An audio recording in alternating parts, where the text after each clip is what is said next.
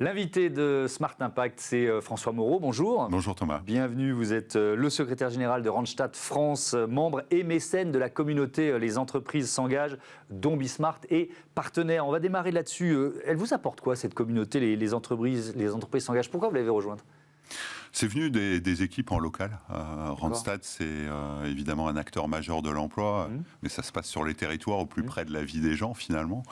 Et les consultants dans les agences nous ont dit mais on ne peut pas travailler tout seul, on travaille avec un écosystème public, privé. Et ils ont vu dans cette la définition de la communauté. Ils ont vu finalement dans cette initiative le fait que le président de la République, avec cet objectif de plein emploi qui est toujours d'actualité, avec un petit, exactement, un petit coup de mou, on va dire ça comme ça. Le fait de pouvoir réunir les acteurs qui se parlent, qui se connaissent, et avec une ambition commune, chacun ayant évidemment sa mission, ça nous semblait avoir du sens. Donc on est parti d'initiatives locales et on s'est dit, si finalement les agences sont demandeuses, pourquoi ne pas finalement démontrer notre engagement en étant mécène au niveau national. Oui, parce qu'il y a vraiment une organisation départementale de cette communauté. Est-ce que ces deux univers, je pose un peu toujours la même question quand on est dans ce partenariat, mais je trouve ça vraiment intéressant de voir comment chaque entreprise le perçoit.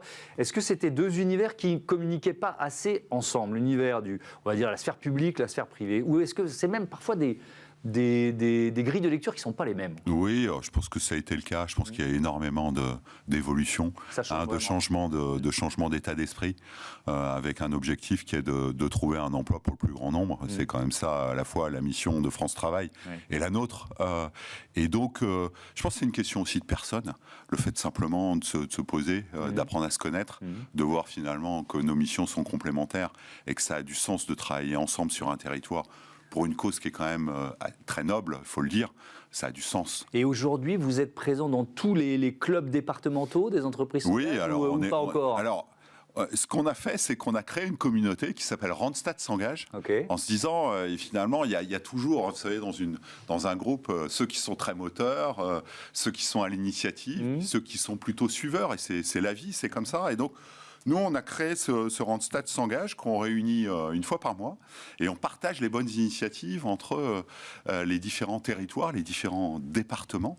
Et donc, on a en effet des directeurs de régions qui sont leaders de certains clubs.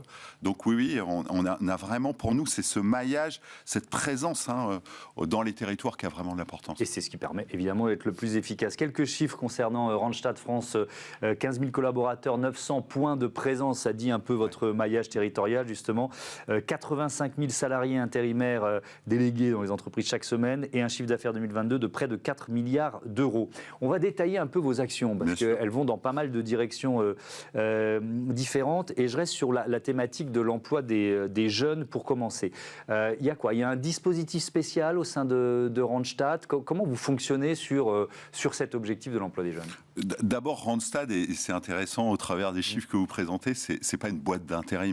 C'est un acteur de l'emploi avec un certain nombre d'expertises qui vont évidemment de l'intérim, en passant par le recrutement, en étant aussi un ingénieur de la formation. C'est extrêmement important aujourd'hui de faire le lien entre les besoins des entreprises, les talents qui sont, on les appelle comme ça chez Randstad, les talents qui sont disponibles sur le territoire, et parfois ça ne matche pas. Donc il faut qu'on arrive... Il y a de la formation. Il y a de la formation. Enfin, pas obligatoire, mais souvent il y a des besoins de formation. Souvent. 70 millions de formations par an pour le groupe Randstad, notamment pour ses collaborateurs, mais aussi et surtout pour les intérimaires. C'est vous qui êtes à l'initiative dans ce cas-là? C'est-à-dire qu'il y a un jeune qui arrive, vous dites tiens là il y a un job, mais il lui manque telle ou telle certification, compétence. Bien sûr, on est à l'initiative et on met ça en exergue, c'est-à-dire qu'on insiste auprès du collaborateur que l'on va soit embaucher, soit déléguer en fonction du contrat, en lui disant dans notre prestation il y a la possibilité de se former. Et je pense qu'aujourd'hui dans la société dans laquelle on vit aussi, se former, et j'insiste beaucoup là-dessus, c'est vraiment pour moi, c'est se former tout au long de la vie. Notre employabilité, elle est précaire quelque part. Et donc il faut continuer à apprendre. C'est pas parce qu'on a appris des choses quand on était plus jeune qu'il faut pas continuer à avoir cette curiosité. Moi je suis toujours frappé quand on présente quelqu'un, on donne son diplôme, même si ça fait 40 ans qu'il l'a passé. Exactement. Bref, Exactement. On est plus sur des certifications que sur des diplômes, tiens d'ailleurs aujourd'hui. On est ça, plus sur. équilibre. Nous, on a une vraie conviction et c'est intéressant parce que elle est d'actualité. C'est autour de l'apprentissage. On pense que finalement, notamment pour les métiers, ces métiers qui sont des métiers manuels, qui sont des métiers techniques, même si aujourd'hui, et c'est une bonne chose, le gouvernement a mis vraiment un point pour que on en fasse une filière d'excellence. Ce soit pas réservé qu'aux infra-bac. Aujourd'hui, c'est ouvert à tout le monde et c'est tant mieux. Mais notamment pour les métiers techniques, pour les métiers manuels, le fait d'avoir à la fois cet apprentissage dans ces centres de formation et pouvoir finalement réaliser, transférer finalement ce qu'on a appris dans l'entreprise, ça a énormément de sens. Donc, on a créé, en 2005, un CFA au sein de Randstad, ce qui était assez innovant à l'époque. Aujourd'hui, on parle de centre d'apprentissage, mais une loi est passée par là, la loi de 2018. Mais avant, c'était un peu compliqué pour monter. Et donc, on a 450 étudiants à Saint-Denis sur des métiers, sur des formations de bac plus 3, bac plus 4, bac plus 5, notamment dans le commerce. Donc, on a 450 étudiants au sein du siège, ce qui n'est pas rien, et qui nous apporte aussi cette forme de jeunesse, cette forme de demande finalement d'être mieux intégrés dans la société et assez rapidement. Finalement. Comment vous luttez contre les biais de recrutement qui existent forcément et qui font que certains jeunes, parfois par autocensure, disent ce job-là, il n'est pas pour moi, ou parce que les recruteurs ont des biais, on a tous des biais de toute façon. Comment vous luttez contre ça? Alors, on utilise beaucoup le sport. On est supporter des Jeux Olympiques, mais on est aussi partenaire d'une quarantaine de clubs de sport, de foot, de rugby, mais aussi de handball, peu importe. Toujours avec cette volonté d'être sur le territoire, de le mailler. Et pourquoi le sport? Parce qu'il y a des valeurs, puis ça nous permet surtout de faire des job dating, d'attirer les jeunes, mais aussi les moins jeunes, au travers des événements qui nous permettent finalement de faire venir les gens et de voir plutôt leurs soft skills, donc leurs compétences comportementales, que leurs compétences techniques, et d'éviter ce que vous évoquez, un peu les biais qu'on a parfois quand on regarde un CV. Et il y a une opération dont vous avez sûrement entendu parler qui s'appelle Du Stade vers l'emploi. On est partenaire de cette opération au travers des Jeux. Et cette opération, en quoi elle est intéressante finalement? C'est que pendant une matinée, vous allez faire des exercices qui sont ouverts à tout le monde. C'est pas du sport du haut niveau, mais là, vous allez mélanger finalement des demandeurs d'emploi et des recruteurs. Mais le demandeur d'emploi ne sait pas qui est le recruteur, finalement, c'est anonyme.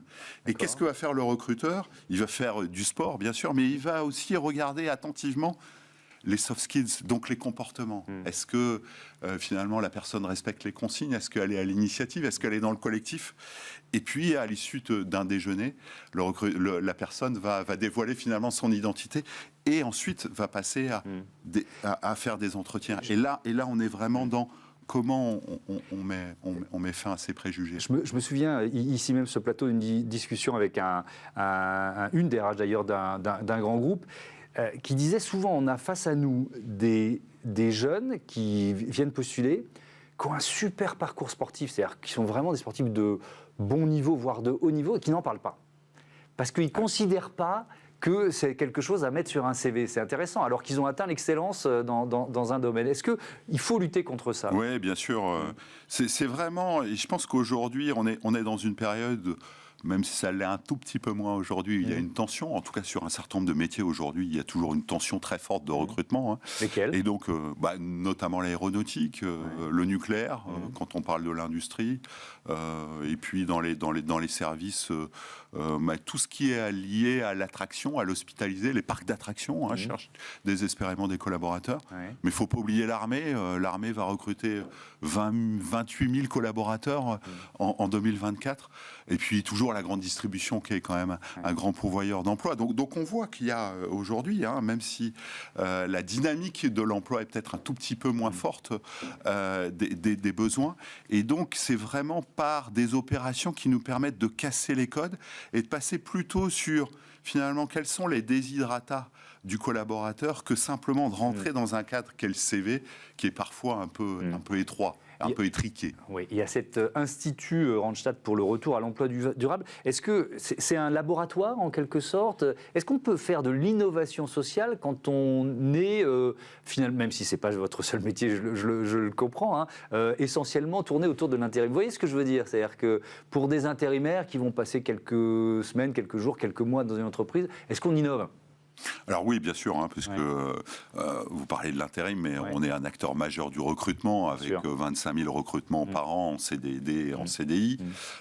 Et puis on a aussi contribué avec d'autres au CDI intérimaire. Donc on a vraiment la possibilité aujourd'hui à des collaborateurs qui nous rejoignent en intérim, parfois en début de carrière, souvent quand finalement on ne sait pas exactement ce qu'on veut faire, qu'on n'a pas toujours les bons diplômes, de se dire finalement il faut que je trouve un travail. Et l'intérim, c'est ce moyen quand même de s'ouvrir et de découvrir finalement ce qu'on a envie de faire. Et puis à nous et à nos consultants ensuite de proposer des missions en CDD, en CDI, voire en CDI intérimaire. Alors, en quoi le rôle de l'Institut est important ? On travaille dans un écosystème. Il se trouve que notre siège est à Saint-Denis, où on sait qu'il y a des problématiques d'emploi, de mise à l'emploi, notamment des jeunes. Donc on essaye de soutenir financièrement d'abord ces associations qui sont clés dans l'emploi des jeunes, et puis aussi d'inciter nos collaborateurs à s'impliquer dans les associations que l'on aide. C'est vraiment la vocation de cet institut Randstad, c'est d'être le lien entre ce groupe et puis l'écosystème local qui est vraiment important pour nous à Saint-Denis. Merci beaucoup François Moreau, et à bientôt sur Bismart. On passe à notre débat, le recyclage des panneaux solaires au programme.